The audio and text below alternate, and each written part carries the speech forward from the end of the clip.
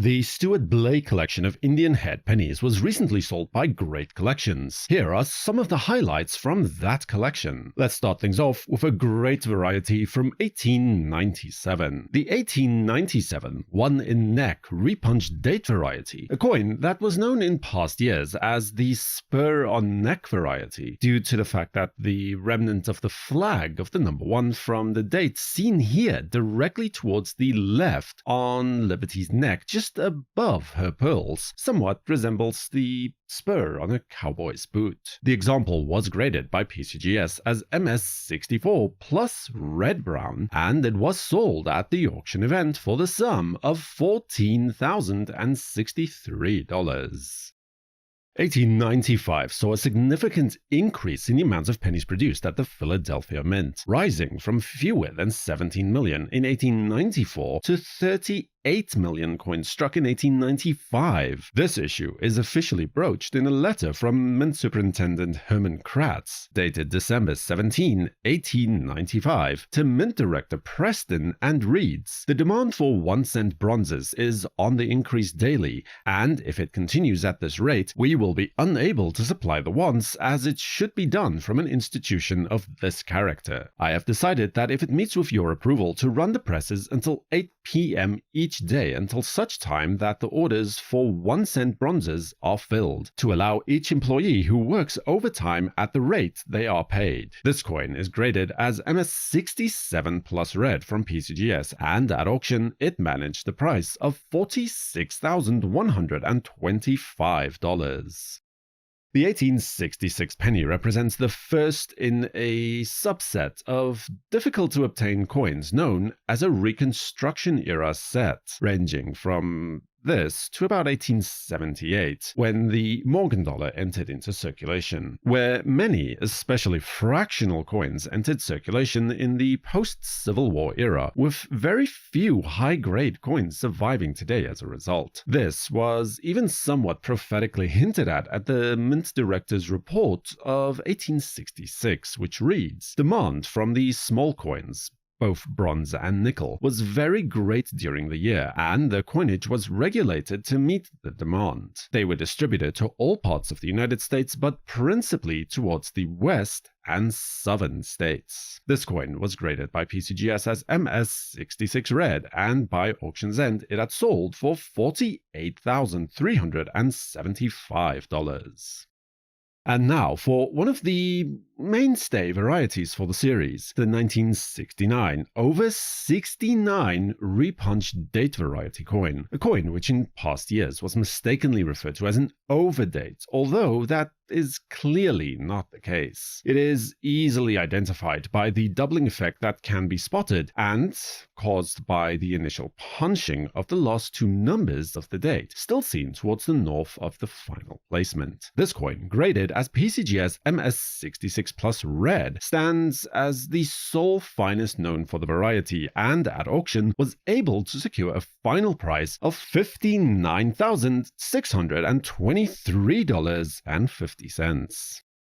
The 1871 Indian Head cent is widely recognized as a key date for the series, with an overall mintage of only 3,929,500, usually mentioned in close succession to the 1872, which has a roughly comparable mintage. In addition, there are also many known varieties for the issue. In fact, an article from the Numismatist from April of 1910 was already discussing variety coins for this issue. Here we have an example that was graded by PCGS as MS65 red and sold at auction for $61,875.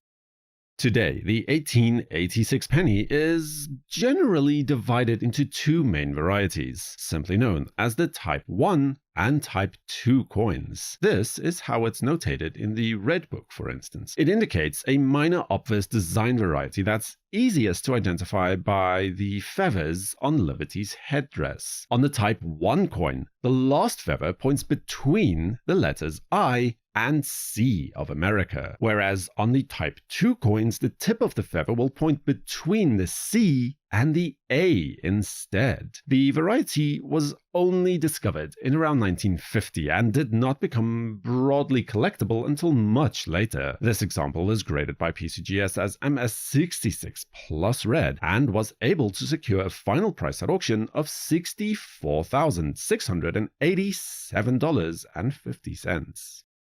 The 1868 Indian Head cent was not generally recognized as scarce until well after the coinage melts of 1871 and 75 took place. As a result, very few mint-state coins were preserved, although it is still a little more attainable than the comparable 1867 coin, I should say. As a result, unfortunately, many examples in past years were dipped to give them an eye-pleasing appearance. So just keep that in mind should you come across one. The example here, though, is a problem-free PCGS MS66 Plus coin that stands at the very top of the population report, and at auction it was sold for $78,975.